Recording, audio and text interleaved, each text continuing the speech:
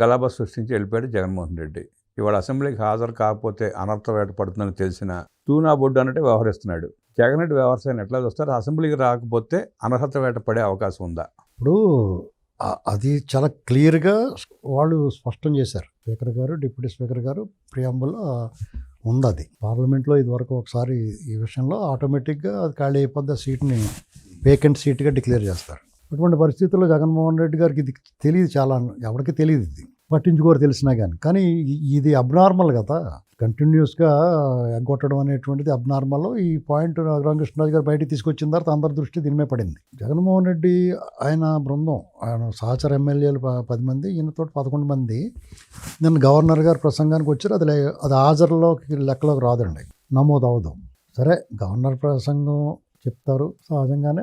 Government, this is my government అంటారు కాబట్టి ఆ గవర్నమెంట్ గురించి చెప్పుకుంటాడు. సంక్షేమం, అభివృద్ధి, ఏం జరిగింది, ఏంటి, ఏం చేయబోతున్నాం, ఇలాంటివి చెప్తారు. గవర్నర్ ప్రసంగం సహజంగా సాధారణంగా ఎక్కడైనా జరిగింది అదే చెప్పాడు ఆయన.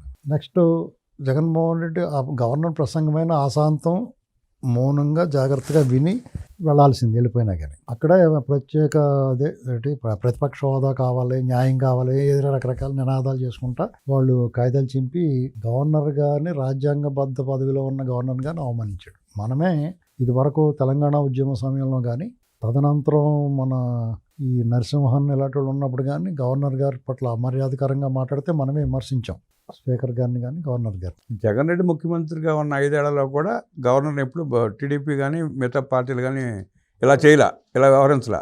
ఆనాడు వాళ్ళు చెప్పిన అబద్ధాలు చెప్పించారు. మీకు తెలుగుదేశం పార్టీ ఎప్పుడు కూడా సభా మర్యాదను ఉల్లంఘించదండి. ఎందుకంటే నాయకుడు బట్టి వాళ్ళ సహచరులు ఉంటారు, ఆయన ఒప్పుకోడు ఇది.